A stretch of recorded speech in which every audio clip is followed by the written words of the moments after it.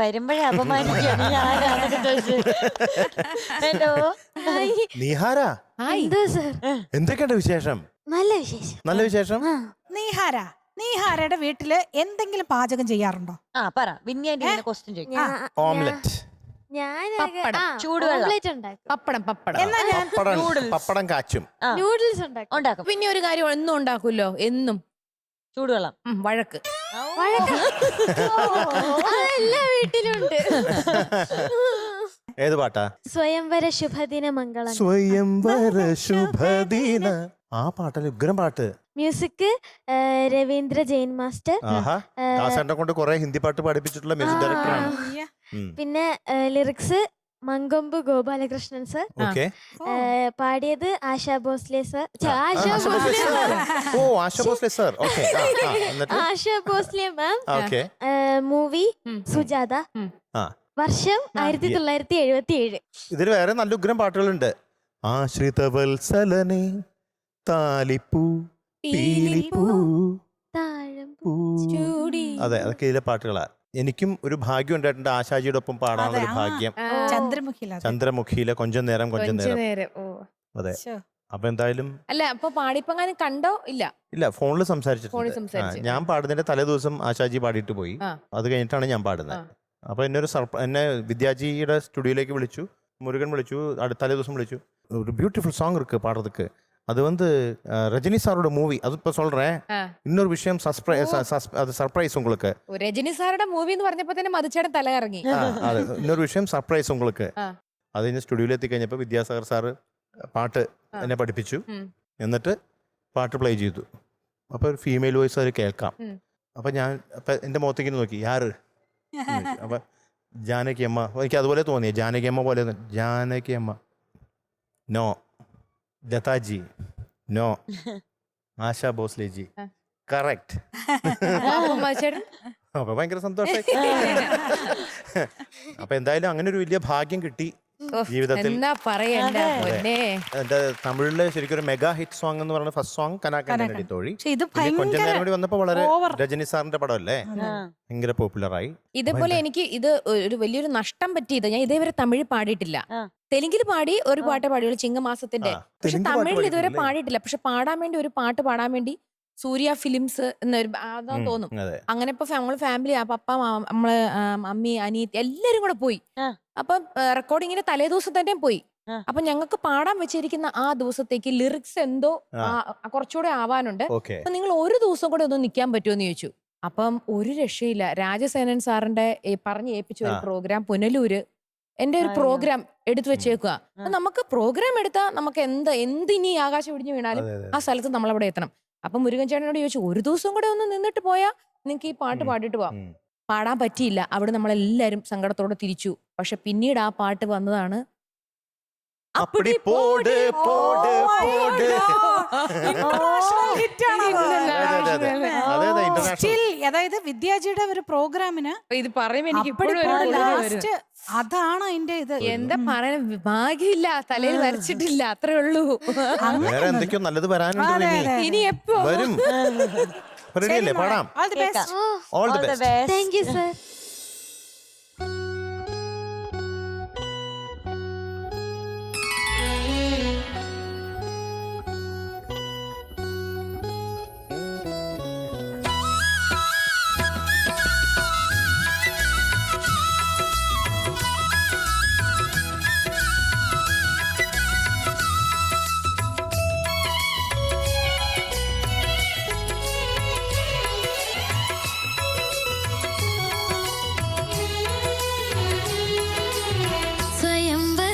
ശുഭദിന മംഗളങ്ങൾ അനുമോദനത്തിൻ്റെ ആശംസകൾ.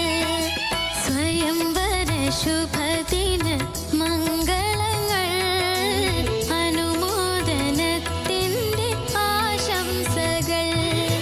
പ്രിയതോഴി നിനക്കിന്നേ, പ്രിയതോഴി നിനക്കിന്നേ നേരുന്നു ഞാൻ.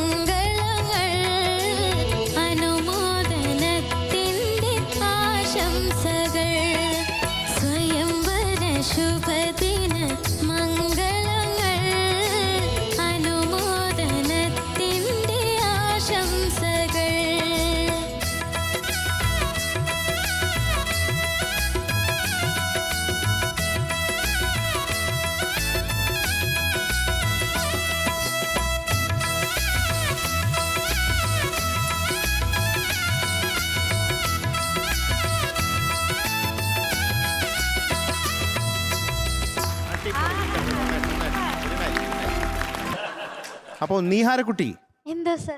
ഇന്ന് നീഹാരയ്ക്ക് ഞങ്ങൾ തരാൻ ഉദ്ദേശിക്കുന്ന മാർക്ക്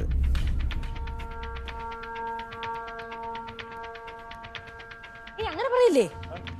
അത് വളരെ കുറഞ്ഞു പോയി. കുഴപ്പമായോ? കുഴപ്പമില്ല, ചേച്ചിയോട് ചോദിക്കും. എനിക്ക് ഇത്രയും കുറയ്ക്കാൻ എനിക്ക് പറ്റത്തില്ല. അപ്പൊ നീഹാരക്കുട്ടിക്ക് ഇന്ന് ഞങ്ങൾ തരുന്ന മാർക്ക് 98 ഔട്ട് ഓഫ്